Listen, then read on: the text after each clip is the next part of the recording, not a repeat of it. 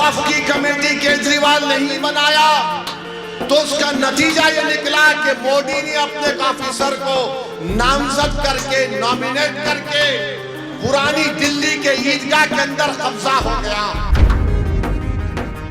ये चार्जशीट कह रही है कि ना उस वक्त वक्फ बोर्ड था, ना उस वक्त सरकार थी और उन्होंने उस पैसे का बेजा इस्तेमाल किया। आपको, कौम और मिल्लत को एक लीडर चाहिए, एक बेबाक आवाज चाहिए जो बेनफ्स होकर आपके लिए काम करे। क्या शिफा किसी का पैसा खाकर जेल में गया? क्या शिफा किसी को मारकर जेल में गया? शिफा किस लिए गया? शिफा आपके लिए जेल में है 5 साल से। आप जानते कि 18 महीने से दिल्ली में वक्फ की कमेटी नहीं बनाई गई। वक्फ की कमेटी केजरीवाल नहीं बनाया तो उसका नतीजा ये निकला कि मोदी ने अपने ऑफिसर को नामजद करके, नॉमिनेट करके पुरानी दिल्ली के ईदगाह के अंदर कब्जा हो गया। क्यों नहीं बनाया केजरीवाल ने वक्फ की कमेटी? अभी मुदस्सिर भाई बता रहे थे कि कई जायदादें खत्म होकर रह गई दिल्ली वक्फ बोर्ड की। कौन उसका जिम्मेदार है बताइए आप?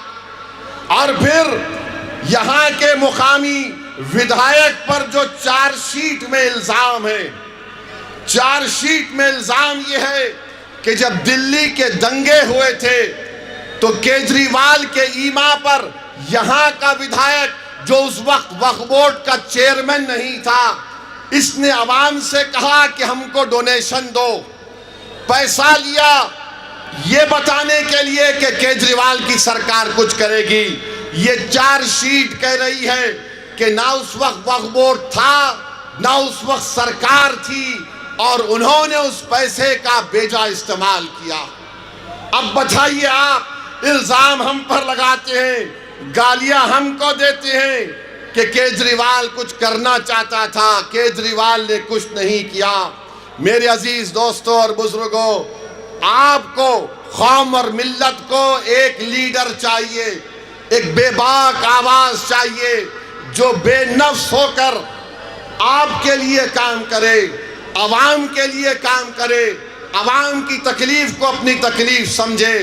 10 साल एक लंबा अरसा ओखला की अवाम ने दे दिया। अब दोबारा इनको मौका मत दीजिए। एक नए दौर का हम आगाज करेंगे। मेरे अजीज दोस्तों और बुजुर्गों, शिफा क्या कोई लैंड पे कब्जा करके जेल में गया? क्या शिफा किसी का पैसा खाकर जेल में गया? क्या शिफा किसी को मारकर जेल में गया? शिफा किस लिए गया? शिफा आपके लिए जेल में है 5 साल से। शिफा इंसाफ की सरबुलंदी के लिए जेल में है। शिफा मासूम है और इंशाअल्लाह ताला अल्लाह ने चाहा तो इंसाफ होगा। मगर मेरे भाई, आपसे मैं अपील कर रहा हूं कि आप अपने वोट का सही इस्तेमाल करिए। डरने और घबराने की बात नहीं है। बेबाकी के साथ आपको आगे बढ़ना है।